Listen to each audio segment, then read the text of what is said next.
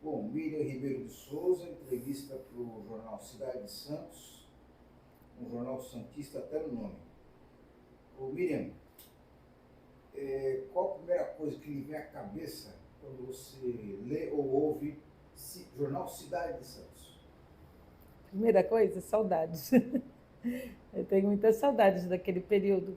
Foi um jornal fantástico. Eu acho que também coincidiu com a idade que eu estava, que eu era bem jovem. E meus amigos, as amizades que eu fiz, que tenho os amigos que permanecem até hoje, depois de todo esse tempo.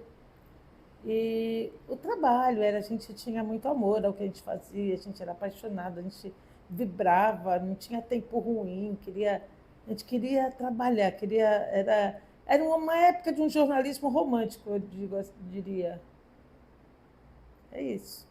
E você tinha quantos anos e qual o período que você trabalhou no Cidade? Então, eu entrei em outubro de 79 e saí, se não me engano, em abril de 87, poucos meses antes do jornal fechar. Porque o jornal já estava em processo mesmo de fechamento, de decadência, e eu não queria. As pessoas estavam saindo e aí eu também queria sair, né? Mas eu entrei numa época que eu trabalhava em outro lugar, aí eu peguei um mês de férias e eu fui fazer estágio lá. Só que na época era estágio gratuito, né? Ninguém, não se pagava nada. Mas aí eu fiquei um mês fazendo estágio, aí fazendo estágio como geral, né? Fazer buraco de rua, e lá na Zona Noroeste, quando na época que a Zona Noroeste era só terra, mato, né? Em São Vicente e tal. E aí, depois de um mês, eles me contrataram. Aí eu juntei os dois empregos. Mas como é que você para lá? Você procurou, Ah, você eu fui conhecia lá para. me oferecer para Como é que fazer. foi? Ah, eu não lembro direito, isso faz muitos anos, né? Mas eu sabia que o jornal dava estágio, sem pagar, tal, mas era estágio. Era a oportunidade da gente ingressar. E aí eu entrei de férias e fui lá me oferecer para fazer estágio. Eles pegavam, porque eles não iam ter custo nenhum, né? Aí tinha muita gente a fazer estágio, tinha gente que era contratada e tinha gente que não era. Mas eu entrei bem foca mesmo, né? Eu lembro até que tinha, até quando a gente ia nos bairros, né, da periferia, fazer matéria de sábado, domingo de manhã, aquelas buracadas e tal, eu ficava meio assim, envergonhada de chamar as pessoas para entrevista. Aí o fotógrafo era o Goulart, que já faleceu, o Moreira, não sei se ainda é vivo, mas eles que chamavam, ô cidadão, vem cá, ô ilustre. Aí eu lembro até que o Moreira, nos primeiros dias, quem fazia as perguntas era quem fazia. O celular está alto, né? Quem fazia as perguntas era o Moreira. Quer ver? Não, não. Só leva lá para outro ambiente, senão vai ficar tocando. Bom, pode desligar também. E quem fazia as perguntas nos primeiros dias era o Moreira, que era um fotógrafo. Ele fazia. Aí eu fui pegando o jeito, né, de perguntar também, de ficar mais desinibida, né? Foi isso. Como é que era a sua rotina no Cidade de Santos? O que você fazia exatamente? Eu passei por várias editorias. Eu entrei pela Geral, aí e teve um período que eu cobri a parte de educação, foi quando fizeram a reconstrução do centro dos estudantes. Ainda era ditadura militar, né? Então teve bastante briga, tinha dois grupos disputando, e também teve uma luta para reabrir o centro dos estudantes. Ainda tinha gente do DOPS que ficava de olho em todo mundo. Ainda estava no. A ditadura acabou em 84, né? Então, eu entrei em 79, eu não peguei o pior da ditadura, mas eu ainda peguei a ditadura, né? E então a gente via os agentes do DOPS lá no meio das manifestações e tal. Aí depois eu fiz outras coisas, eu fiz. Agora eu estou meio pensando se eu não vou confundir o Cidade com a assessoria da prefeitura. Eu fiz Cubatão. Ah, sim, eu fiquei um bom tempo em Cubatão. Eu peguei Cubatão na época do incêndio da Vila Socorro. Eu fiz a cobertura, a gente ganhou um prêmio. Eu tenho esse prêmio até hoje em casa, da Sabesp. Aí nós fomos de madrugada, nós fomos 1 hora da manhã para lá, ou meia-noite. Aí lá, eu peguei, quando era, eu peguei as Cubatão numa época terrível, que tinha aqueles bebês que nasciam sem cérebro, a poluição tremenda no Parque Industrial. Ainda existia a Vila Paris, e nós fizemos cobertura de enchente na Vila Paris. Depois fiquei em Santos. Eu fiquei muito na geral também, né? Aí depois, no final, eu já fui para revisão de textos, nos últimos 2 anos, talvez. É que faz tanto tempo. É engraçado que esse jornal ficou na memória da população, não da população jovem que nasceu depois, que não conheceu, mas quando eu falo, o pessoal mais velho, que eu falo que eu trabalhei lá, todo mundo, nossa, tal cidade de Santos, ficou na memória da população de Santos. Era um jornal mais popular, né? Mas era um jornal que vivia sempre com visitas lá, o tempo todo eram políticos, eram líderes comunitários, eram pessoas, sabe, assim, da sociedade, da população. Era um jornal muito, muito frequentado. Miriam, na sua opinião, qual era o objetivo do Cidade de Santos? Ele foi criado para quê? Olha, o que eu sei é que era do Grupo Folha, né? Que era dono da Folha de São Paulo, da Folha da extinta Folha da Tarde. E parece que o Caldeira, Carlos Caldeira, que foi interventor, prefeito interventor em Santos, ele era de Santos e ele quis criar esse jornal na cidade. Segundo eu sei, foi por insistência dele que foi criado um jornal na cidade, do Grupo Folha, que era um grupo poderoso, né? Eu não sei dizer mais, assim, não saberia. Tá. Era o que se falava, né, no tempo. E ele tinha essa ligação até afetiva com a cidade? Sim, ele tinha uma ligação afetiva, porque ele era de Santos. Aí ele quis criar um jornal na cidade, para a cidade. Tanto que depois que ele faleceu na década de 80, o jornal foi uma tendência que até fechou, acabou fechando. Que aí não tinha mais quem segurasse, né? Eu não sei se o jornal também era rentável para a empresa, eu não sei. Mas quem segurava mesmo era o Caldeira. Você falou que ele tinha um estilo mais popular. Isso daí você acha que era uma linha editorial, tinha uma orientação, ou era meio que intuitivo isso, dos jornalistas? Não, era um jornal que dava muita liberdade para a gente escrever. Talvez na política, em alguns momentos, dependendo do editor que estava lá, tinha uma orientação, sabe, da direção do jornal. Mas eu acho, e também não, a gente tinha liberdade, mas era um jornal que era feito naquela linha mesmo, talvez pelo gosto do leitor também, né? O leitor tinha muita informação, mas também tinha coisa de polícia, tinha tudo, tinha arte, tinha a cultura da cidade, tinha política, tinha o dia a dia. Tinha o dia a dia que as pessoas gostam também de ver. Hoje não sei, porque hoje mudou muito, o mundo é outro, né? Mas a pessoa quer ver alguém reclamar, o jornal falar do buraco da sua rua e pedir providências, né? Então, virou um jornal popular, porque era um jornal que a população se via nele. E eu acho que por essa linha deu certo. E aí seguia nessa linha, né? E as autoridades, personalidades também sabiam disso, né? Por isso que procuravam o jornal. Sim, sim, porque era um jornal que as pessoas gostavam de ler, porque estavam se enxergando no jornal, enxergavam a cidade no jornal, enxergavam as notícias da cidade. Quando você chegou, quem que era o editor? Qual que é a principal característica dessa direção dele? Quando eu entrei era o Blunt, foi ele que me contratou até. Ele era meio explosivo, né? Eu não tinha muito contato com ele, eu era muito novata, né? Totalmente novata, então eu era muito novinha também. Eu acho que eu tinha acabado de fazer 21 anos, tinha 21 anos e tal. Aí eu não tinha muito contato com ele. Ele até eu ficava um pouco intimidada, né? Porque ele era o editor, era um homem, era mais velho que eu estava começando. Mas ele era meio explosivo. A gente ficava com o pé atrás, né? E aí depois veio que ele faleceu. Tem algum episódio marcante entre você diretamente e ele? Em relação a uma matéria, alguma coisa assim?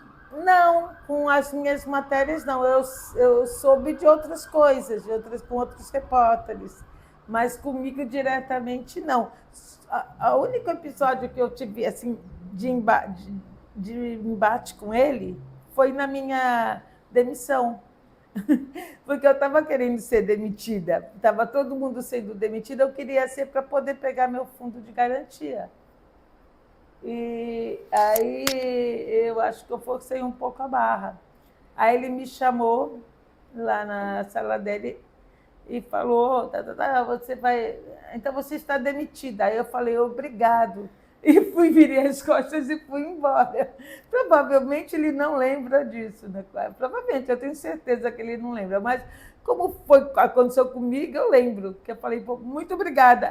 Aí, tanto quando eu saí da sala dele, que era o aquário, né, que era uma sala de vidro, de onde ele via tudo, eu falei, as pessoas falaram, não, nós vamos conversar com ele. Eu falei, pelo amor de Deus, não quero ninguém conversando, eu quero sair, eu quero pegar meu fundo de garantia.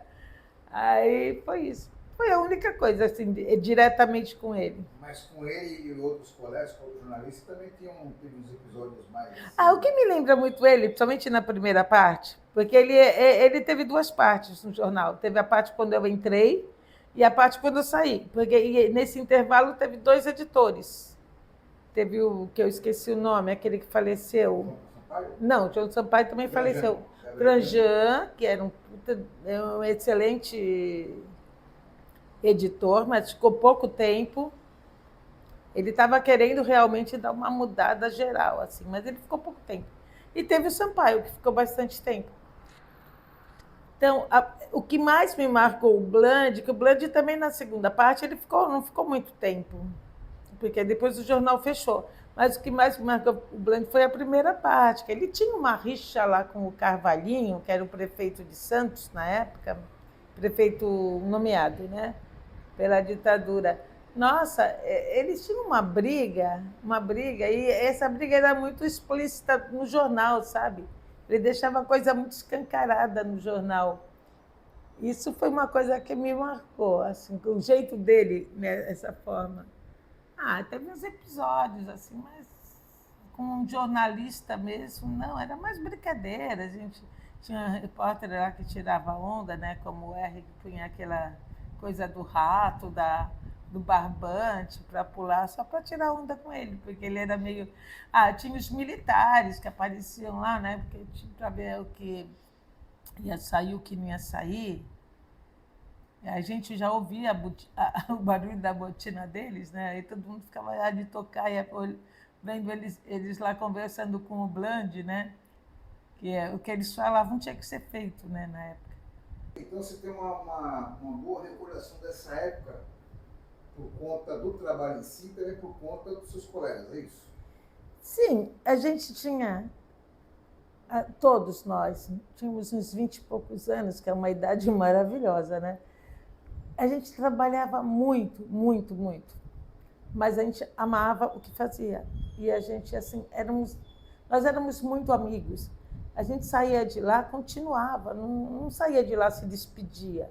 A gente saía, ia beber no bar, ia beber lá no Paulista, ou na sexta-noite era festa na casa do Beto, não precisava marcar. E aparecia um, aparecia outro, e de repente virava uma grande festa. E era aí sábado, domingo, a gente estava juntos todos os dias. E, nossa, a gente queria salvar o mundo, revolucionar tudo. Tinha uma proposta, né? não eram todos. Tinha uma turma, o jornal, a redação era meio dividida. Tinha a turma dos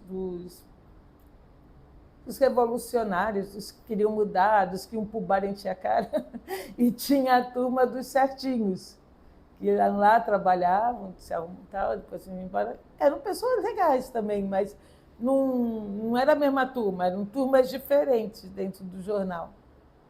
Que todo mundo acabava, lógico, ninguém tinha, não era que a gente brigasse, mas eram pessoas diferentes, não andava junto. Mas foi uma fase da minha vida muito legal. Eu adorava. Eu tenho saudade. Eu acho que não foi só da minha vida. Acho que todo mundo que eu converso que trabalhou naquela época fala a mesma coisa que eu falo. O último encontro que nós tivemos em 2017 foi maravilhoso, porque as pessoas puderam recordar e todo mundo tem a mesma sensação que eu. Que época maravilhosa que nós vivemos. E eu me sinto muito privilegiada de ter vivido aquilo. E eu aprendi demais com a vida, porque eu saí da bolha que eu vivia e fui viver outras realidades, de padrões sociais diferentes, ou para baixo ou para cima. Mas eu fui conversar com outras pessoas, mudou totalmente. Totalmente não, acho que eu já tinha uma afinidade, né, com esses pensamentos, mas isso me ajudou muito a forjar meu pensamento, sabe? Com a existência, com a sociedade, porque eu vi muita coisa, a gente vai vendo muita coisa, e que eu não teria oportunidade de ver em outro trabalho, porque a gente andava pela cidade toda, andava pela Baixada toda, conversava. No mesmo dia que eu estava dentro de uma favela, à tarde eu estava entrevistando um governador, por exemplo. Eram coisas completamente diferentes. Mas isso deu uma vivência que eu acho que é difícil de conseguir de outra forma. Tem trabalhos até que se consegue, mas... Conta um episódio marcante, talvez o mais marcante dessa sua carreira aí, na hora de estar fazendo uma matéria, isso aí acabou não só repercutindo a matéria, mas uma repercussão interior em você também. Foi um incêndio, né? Não tem como não ter sido. Eu vivi várias coisas, mas o incêndio foi uma coisa... Porque 2 dias antes eu tinha estado lá fazendo matéria geral. Sabe aquelas matérias que tu faz, ver as condições da favela, tal. Pô, as pessoas estavam lá. 2 dias depois eu estava lá, não foram 99 mortos. Devem ter sido uns 500. É que na época era ditadura, ninguém sabia se tinha sido atentado ou não, né? Então ficava... Eles conseguiram escamotear bem. Mas, pelo que eu fiquei sabendo, da escola das crianças, que tinham mais de 400 alunos, só pouco mais de 100 que depois retornaram. Será quantos morreram aí? Né? E depois não foi só o incêndio, eu acompanhei todo o processo. Depois eu ia na Santa Casa, na ala de queimados. Aí entrevistei gente que no dia seguinte já tinha morrido. Aí eu acompanhei todo o processo lá no Fórum de Cubatão para a indenização das vítimas, vieram os procuradores do Estado. Levou uns de 4 a 5 meses acompanhando. Isso daí foi uma coisa que me marcou demais. E não dá para esquecer. Esse incêndio da Vila Socorro, onde você estava quando você ficou sabendo? Como é que foi a dinâmica de você ficar sabendo e ir até o lugar? Então, a gente, como eu falei, a gente trabalhava e depois emendava. Era uma sexta-feira à noite. E aí a gente tinha 20 e poucos anos, sempre tinha festa, sempre tinha coisa acontecendo.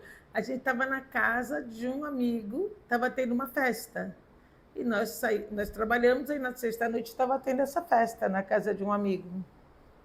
E lá pela meia-noite, tinha o Carlos Mauri Alexandrino, que estava com a gente. Ele não era do Cidade, mas ele escrevia para o Globo. E ele usava lá a redação do Cidade, né? Que na época não tinha internet, então tinha que mandar por facsímile e tal, a matéria. Aí ele, lá pela meia-noite, o Oswaldo de Mello, que era um outro repórter que também escrevia para o Globo, veio avisar o Mauri que estava tendo um incêndio. Ele foi lá na festa para avisar que estava tendo um incêndio. Aí o Mauri já se agitou para ir para lá.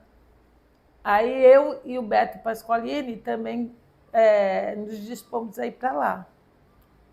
Teve gente que não quis ir, que falou, mas amanhã a gente tem que trabalhar. Aí eu falei, mas o trabalho está acontecendo agora. É agora que está acontecendo o trabalho, né? Não vai, que amanhã a gente vai sair daqui para ir lá para Cubatão, para depois trabalhar amanhã às 8 da manhã. Não, mas o trabalho está acontecendo agora. Aí fui eu, o Beto Pasqualini e o Mauri. Aí eu nem lembro que carro que foi. Eu não lembro se foi no meu carro, se foi no carro do Mauri, foi em algum carro. Aí nós passamos pela redação do jornal. Eu não sei quem tinha a chave também, porque existe faz tanto tempo, e naquele atropelo, né? Sei que pegaram os rolinhos de filme, que o Beto levou a máquina fotográfica, mas a gente não tinha ideia da dimensão do negócio. Aí, porque as notícias não chegavam assim como chega hoje de imediato, né? Para ver, teve que vir alguém avisar lá na festa que estava tendo um incêndio. E aí nós não tínhamos dimensão, só que quando nós passamos ali já para entrar na Anchieta, aí nós tivemos uma ideia de que a coisa era muito grave, porque estava tudo interrompido, a pista só estava servindo para subir e descer ambulância e bombeiros, e deixaram a gente subir pelo acostamento, porque nós nos identificamos como jornalistas, deixaram a gente subir pelo acostamento. E a gente começou a ver muita gente fugindo no meio entre as ambulâncias, viaturas de bombeiros, muita gente fugindo com a roupa do corpo, com a roupa que estava dormindo. E era verão, as pessoas estavam dormindo cueca, calcinha, e tu via aquele multidão correndo. Falei, a coisa foi feia. Aí nós chegamos lá e nós tivemos a dimensão do que foi, né? Foi assim. Aí nós saímos só no dia seguinte de lá. Você falou do Cidade na época do Bland, né? E aí depois veio um outro editor com um estilo bem diferente, que era o Gabriel Trajano, né? Queria que você falasse um pouquinho sobre essa época. O que mais te marcava na gestão? No que ele mudou o jornal? O Tranjan, ele deu um outro fôlego, assim, sabe? Ele veio trazer uma ar de modernidade no jornal, ele aceitava ideias da gente. Por exemplo, teve uma matéria que nós propomos, foi eu, Mauri e o Nivair Neves, falecido, também fotógrafo. Nós propomos fazer uma matéria para mostrar a destruição da poluição na vegetação da Serra do Mar. Nós nos propomos a descer a Serra do Mar. E nós fizemos. Nós fomos até a Vila de Paranapiacaba, aí descemos de lá por uma trilha até chegar em Cubatão, e fotografando e mostrando aquelas folhas todas furadas, que realmente as folhas estavam todas comidas, sabe, pela poluição. Ele dava, aí saiu uma matéria de página e tal, ele dava essa abertura para a gente. Se a gente levasse uma ideia legal, ele dava essa abertura, ele dava essa... para a gente criar em cima, né? Não ficar só no dia a dia, sabe? Na cobertura diária dos acontecimentos. Você podia trazer coisas novas. Isso foi muito legal, só que ele ficou pouco tempo, né? Em seguida veio o João Sampaio. Que aí já é um outro estilo também, que era o estilo mais de cobrir o dia a dia, fazer o dia a dia, né? Assim, de notícias da cidade, da região, voltar ao estilo tradicional de jornalismo. Eu acho que o Tranjan queria dar mais uma característica, parecer mais uma folha, um jornal da tarde, sabe? Assim, quando tu vem com matérias diferentes, ideias diferentes. E o João já voltou. O João Sampaio era o estilo antigo de jornalismo, o mesmo estilo do Bland, só que ele era bem mais calmo, né?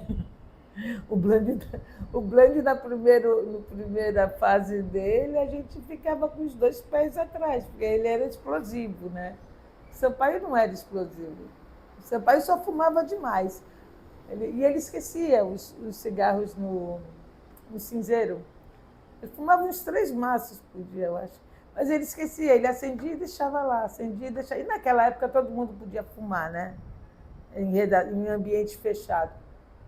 E até tinha sacanagem, né? Porque o R, que era muito sacana, ele fechava todas as portas, janelas.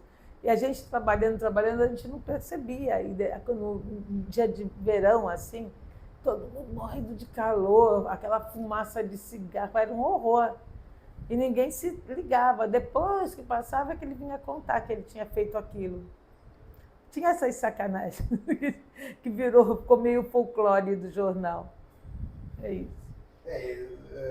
Muita gente relata essas brincadeiras aí. Tinha muita. O que mais que tinha assim? Quem eram os principais brincalhões? Não, tinha, o R era um deles, né? O R nem era do Cidade. Ele escrevia, ele tinha uma coluna no jornal, na Folha da Tarde. Só que ele trabalhava na Codesp, quando ele saía, ele ia para lá, fazia a coluna dele. Ele era muito engraçado. Ele fazia muita palhaçada. Mas a gente mesmo fazia assim, quando a gente ouvia os passinhos indo pelo corredor, que muito pessoal das soropitimistas, União Cívica Feminina, sabe? Não sei o que lá, a regimentação. Tinha eram 3 clubes. Tinham 3 grupos de mulheres, né, da tradicional família santista, que elas ficavam o tempo todo indo lá, o tempo todo, qualquer coisa elas iam lá. Aí a gente ouvia os passinhos, a gente já começava a tirar sarro, né? Porque uma vez também eu lembro que o Maluf foi lá visitar o jornal. Aí aí foram informados que ele e os assessores, aí começou a palhaçada. Escondam as carteiras, escondam as carteiras. Sabe? Tinha umas coisas assim que se fazia que a gente morria de rir, né? E os milicos, quando iam lá também, nossa, ficava todo mundo quieto, né? Assim, quando eles passavam, todo mundo quieto. Aí depois caía todo mundo na risada, né? Tinha uma jornalista que era uma vez que ela trabalhava como revisora. Aí ela viu isso daí ficou também no folclore do jornal. Ela viu o general BD. Não, ela não era revisora. Tinha jornalista que foi cobrir um evento no quartel daqui do Exército. Aí ela viu o general BDA, general de brigada, né? Ela pegou, fez na matéria, depois general da banda. General da banda. E saiu lá, general da banda. Aí passou pela revisora. A revisora comeu bola também, deixou o general da banda. No dia seguinte, aí saiu publicado, o general da banda em plena ditadura. Em plena ditadura, chama o comandante do Exército, aqui da região toda, de general da banda. Aí os caras foram com tudo, né? A gente assim, só ouviu as botinhas chegando, e a gente, ferrou. Aí todo mundo ficou assim, né? Aí nós vimos eles foram lá na sala do Bland, e todo mundo via, porque era um aquário, era vidro, né? Aí ficou todo mundo fingindo que estava trabalhando, mas de olho. Aí no final, a menina foi suspensa, as 15 dias, eu acho, não sei, não deu demissão. Mas eu não sei se houve uma retratação. Mas essas coisas que aconteciam lá, quando tu é garota, você dá risada de tudo, né? A gente costuma achar. Um moleque de 5ª série dá mais risada ainda, mas não, você com 20 e pouco dá risada de tudo. Se você tem bom humor, tudo vira engraçado, né?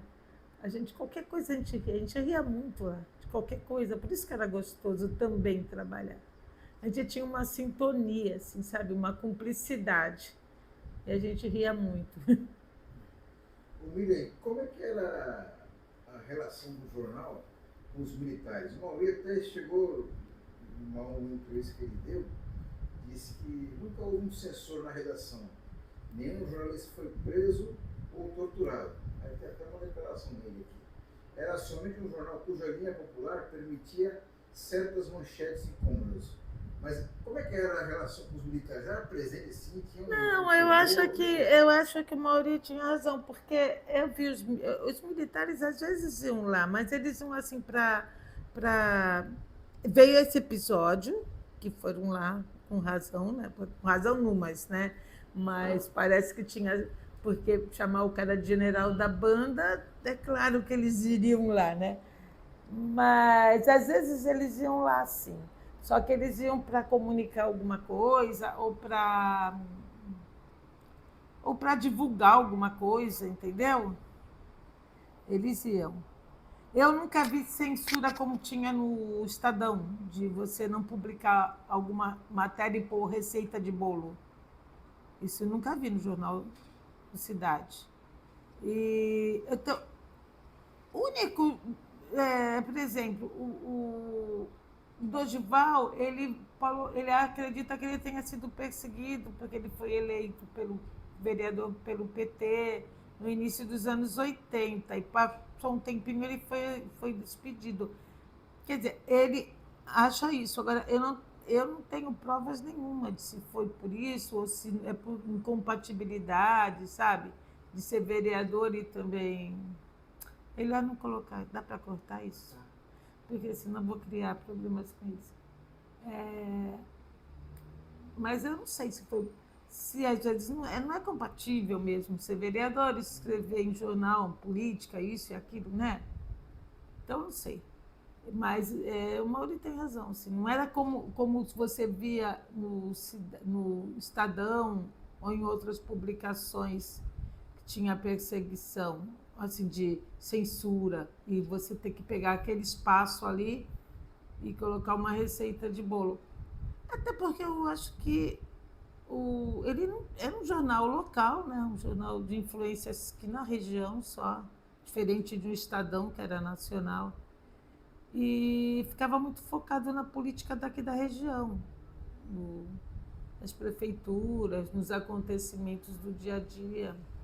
Não tinha aquele fantasma assombrando na redação. Não, não. Não tinha, não. A gente não tinha medo, pelo menos. A gente não tinha medo. Eu e o Mauri, uma vez, posso falar um episódio? Foi muito engraçado, porque ainda estava no tempo do. Tinha um vice-reitor, se não me engano, acho que era vice-reitor, o Padre Américo, da Unisantos, que ainda não era Unisantos, era a Sociedade São Leopoldo. E aí os estudantes iam fazer um enterro simbólico dele lá na Faculdade de Direito, ali na Conselheiro. Aí o Mauri, nós saímos da redação, Mauri, vamos lá ver, vamos lá no enterro simbólico, manifestação. Nós fomos, né? Só que chegou lá, estouraram uma bomba. E aí tinha os policiais disfarçados entre os estudantes. E na hora que estourou a bomba no banheiro, foi no banheiro. Na hora que estourou a bomba, tinha um caixão no pátio, tal, sabe? O Zé Macaco se fazendo de padre, dando a extrema-unção. Era uma palhaçada. Era o caixão, o Zé Macaco, com uma roupa com uma bata, dando a extrema-unção. Ele foi pago, né, para fazer aquilo. E aí tinha um monte de estudante, né? Aí estourou a bomba no banheiro. Aí os policiais que estavam ali do DOPS disfarçados de estudantes largaram os livros tal, e saíram tentando pegar a gente, né? Eu e o Mauri, doidos, nos escondemos. Ao invés de fugir para a rua, nós nos escondemos, porque a gente queria ver o que tinha acontecido no banheiro. Aí nós fomos até o banheiro, conseguimos ver que não tinha sido tanto estrago. Devia ter sido uma bomba fraca, mas quebrou coisa, né? Aí depois nós ainda conseguimos fugir e lá para frente, do outro lado, era a delegacia do DOPS, onde depois virou a delegacia de trânsito, era o DOPS. Aí nós fomos para lá, ficamos lá escondidos também, tentando ver lá de fora. Depois, pensando, nós somos doidos, né? Eles podiam achar que tinha sido a gente e a gente ia sobrar. Mas quando tu é nessa fase da vida, a gente... E é nosso espírito também, né? A gente queria se aventurar, queria ver o que tinha acontecido. Mas dentro da redação mesmo, eu não vi nada acontecer. E como é que era a relação do Cidade de Santos com as autoridades, em especial o prefeito? Eu lembro que nessa época o prefeito de Santos era nomeado. Como é que era assim? Tinha restrição na hora da cobertura? Tinha orientação? Com o Barbosinha, não, Barbosinha veio depois. Com o Carvalhinho, né? Carvalhinho tinha. O Bland tinha uma rixa pessoal com o Carvalhinho, né? Você não podia falar bem do Carvalhinho, nem de nada do que ele tivesse feito. Era uma coisa pessoal mesmo. Tinha sim, com o Carvalhinho tinha. O Barbosinha já nem tanto, porque o Barbosinha, porque o Carvalhinho era muito estourado também. É totalmente estourado. O Barbosinha, que é o pai do Paulo Alexandre, ele era muito político. Ele era simpático, ele chegava, ele tratava todo mundo bem, tal, sabe? Ele tinha mais jogo de cintura, até com a imprensa, né? Eu não via essa perseguição ao Barbosinha, mas com o Carvalhinho tinha, assim, os dois tinham uma rixa violenta. Quem falar que não é mentira, porque tinha, assim. Agora, eu peguei o Carvalhinho, o Barbosinha, depois veio o Carlos Caldeira, era o dono do jornal. Como é que foi essa mudança aí? Eu era o dono do jornal que acabou virando prefeito, né? Porque, inclusive, tem gente que fala que isso aí acabou contribuindo para o Cidade de Santos perder aquela pegada combativa política. Né? Porque o dono do jornal vai ser prefeito. Aí como é que tu faz? Aí foi um período meio neutro, né? Aí depois veio o Justo, foi o Justo? Porque o Justo foi eleito em que época? Eu não, agora... 86, né?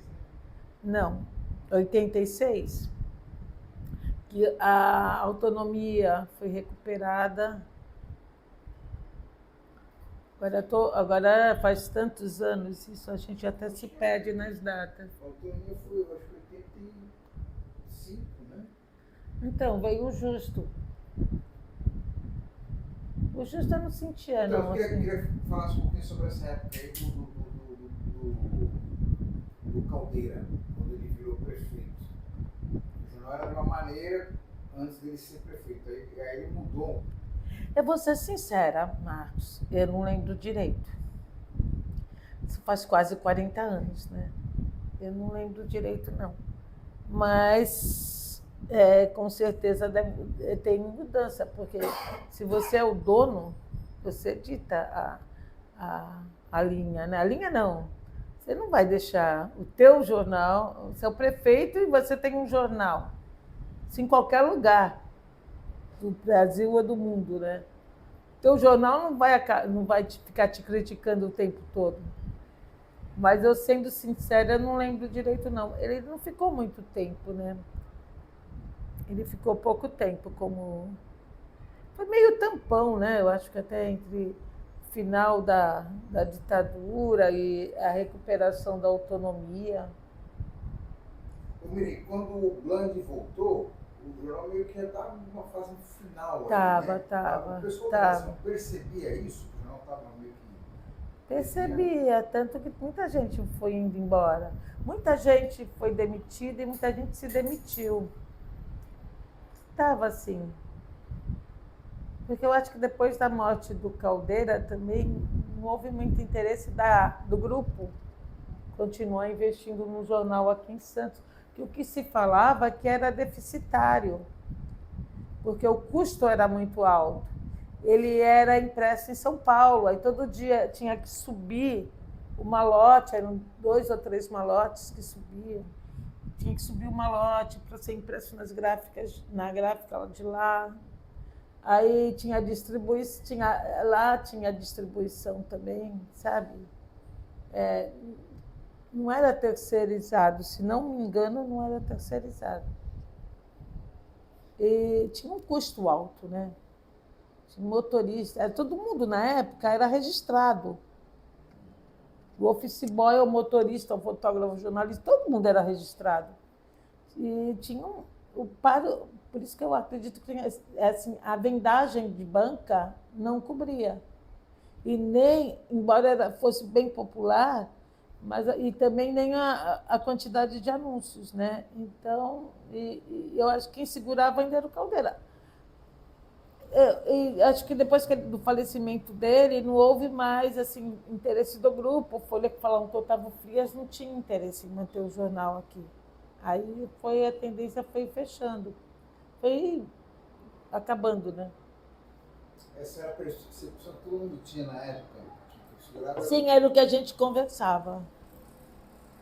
Agora, é que eu te falo, eu não sei se era isso mesmo que acontecia, mas todos nós a gente tinha essa percepção. A conta nunca fechava, na verdade. Porque realmente, se você levar na ponta do lápis, né, a quantidade de anúncios, o número de funcionários, o custo para manter tudo aquilo era muito alto.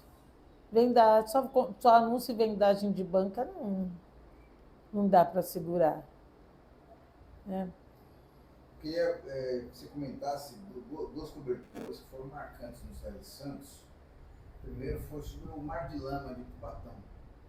Você estava nessa época? Eu estava, mas eu não participei. Quem participou foi o Renato, o Mauri, teve o Nivair, que já faleceu. O Renato ele participou bastante também, junto com o Mauri. O que era o Mar de Lama? Era um esquema de corrupção que tinha lá na prefeitura de Cubatão, que eles conseguiram provar, né? Que derrubou o prefeito. E era um prefeito nomeado pela ditadura. E eles conseguiram derrubar o Carlos Frederico com esse escândalo, né? Lógico que devem ter 1000 fontes de outros políticos, tal, né? Mas eles conseguiram provar, eles conseguiram tirar até foto de entrega de propina, tal. Tem todos os. Quem poderia te contar legal era o Renato, porque que eu lembro, eles disfarçavam de estar dentro de carro, fotografando à distância, tipo série policial, entendeu? Que hoje você faz sucesso na Netflix. E outro também que foi muito forte lá foi a Pirataria do Cais. E aí eles... Antes de falar da Pirataria do Cais, eu queria que você comentasse também sobre os casos das crianças com anencefalia. Então, também Cubatão. E aí era o Romeu Magalhães, que era o vereador da época, que levantava muito esses casos, né? Eu não cheguei a cobrir esses casos das crianças, não. Mas eu lembro que o jornal denunciou muito e, através das denúncias, eles conseguiram movimentar outras forças, né, para fazer um trabalho para conter a poluição, reduzir tanto que conseguiram, né? Mas era o Romeu, não sei se o Mihalho também era, mas aí teve todo um trabalho, né? Eles conseguiram alertar o mundo para o que estava acontecendo. Vinham jornalistas de outros países para cá fazer matéria sobre isso. Eles alertaram o mundo inteiro para o que estava acontecendo aqui em Cubatão. E aí foi tomado providências, obrigaram as indústrias a tomarem providências. Né? Queria que você falasse agora então sobre os casos da Pirataria do Cais. Então, também não fui eu. Eu também não estava aí, né? Mas eu lembro que o Mauri, mais uma vez, sempre ele, né? Maravilhoso. Ele estava nessa daí, mas tinham outras pessoas. Acho que até o Zé Lousada também contribuiu com isso. Não sei se o Renato, eu não lembro. Sei que o Mauri estava nessa daí. E eu acho que o Zé também estava alguma parte. Que aí foi um esquema muito mais perigoso até, né? Porque eles mexeram com um esquema criminoso, estava sendo conduzido pela direção, né, da polícia civil aqui na época, né? E eles receberam até ameaças, tal, a vida deles, a vida dos familiares. E eles conseguiram denunciar, mas eles não se intimidaram, não. Eles denunciaram, foram em frente, a coisa virou. Aí tinham dois procuradores na época que eram maravilhosos. Esses procuradores, acho que eram do Mar de Lama, que faleceu também. Um deles faleceu novo, que era muito legal ele. E tinha um outro que eu não sei se está vivo. Agora eu não. Só pesquisando para lembrar o nome deles. Eles foram fundamentais no caso do Mar de Lama, e eu não lembro se eles também foram no caso da pirataria do cais. Mas teve também esse trabalho junto com a procuradoria, sabe? Era. Tinha, quem participou diretamente vai ter condições de explicar melhor. Eu era só uma acompanhante, eu acompanhava o que estava acontecendo. Inclusive, eu estava até uma vez, eu fui dar carona. Não, eu fui pegar carona com o Maurício, tinha um bilhete no para-brisa dele, para ele tomar cuidado, que ele sabia onde a família dele morava tal. Mas isso não intimidava, continuava, sabe? Eles conseguiram desmontar mesmo o esquema. Conseguiram derrubar até o delegado regional daqui da Baixada, através dessas matérias. Não só das matérias, também com a ação da justiça, né? Mas eles ficaram em cima. Era um jornal muito corajoso. Você não via isso nos outros jornais daqui da cidade. Era um jornal muito corajoso, acho que pela equipe que participava. Tinha pessoas ali muito corajosas, que elas não se intimidavam, elas não cediam à pressão e tocava para frente. Ao mesmo tempo, tinha essa liberdade para fazer, entendeu? Porque você pode até ser corajoso, não se intimidar, mas se a direção não te der essa liberdade, você não consegue publicar em lugar nenhum, né? Hoje não, hoje você consegue. Qualquer rede social você pode fazer por tua conta, mas naquele tempo não. Você precisava de um veículo para publicar o que você tinha apurado. E aí, se não tivesse essa liberdade, mas a gente tinha, assim, tinha essa liberdade. E quanto mais autonomia tinha, mais inspirava a fazer. Porque dava muita leitura. Dava muita leitura, as pessoas ficavam acompanhando, querendo saber o que estava acontecendo. Aí. Ô Miriam, para a gente encerrar a nossa conversa, qual foi para você o principal legado de trabalho, né, na cidade de Santos? O que isso te influenciou? Não só na sua vida profissional, mas na sua vida pessoal. Olha, o Cidade, para mim, ele, como eu falei, ele forjou minha personalidade, assim, em relação e minha visão de mundo. Porque eu já tinha vindo de uma origem humilde, mas nunca passei necessidade. Eu paguei minha faculdade, trabalhei para pagar a faculdade. A gente morava num bairro simples, tal, mas nunca passei necessidade. Agora, eu vi muita miséria, eu vi muita coisa, e aquilo foi dando uma clareza do mundo para mim, sabe? Uma consciência social e uma consciência de justiça social que nunca mais me abandonou. Então, acho que uma vez eu vi uma reportagem, uma live, na verdade, da Monja Coen, sabe? Que é famosa e tal. E ela começou a vida como repórter também de geral. Ela foi jornalista, né? E ela contou isso. Ela falou assim, que ela entrou num jornal, ela falou até o nome lá em São Paulo, e ela começou como foquinha mesmo lá cobrindo geral. E ela falou que toda a mudança de consciência dela aconteceu a partir dali. Porque ela era de uma classe social melhor, tal, mas ela teve contato com o mundo, com o mundo real, com a realidade mesmo, sabe? É diferente. Hoje o pessoal fica com a internet, fica muito trabalhando dentro de uma sala, fechado, recebe informações e trabalha em cima das informações que recebe, mas eu vejo gente aqui em Santos que pensa que Santos é até a linha do VLT. Gente da minha idade. Outro dia eu vi uma mulher falar, não, mas Santos não tem cortiço. Eu falei, como não tem cortiço? É só ir ali na área do mercado, do Paquetá. Cada fachada daquela tem 60, 70 pessoas morando ali dentro. Não, não tem. Então as pessoas elas acham que Santos é só isso, é praia, são jardins.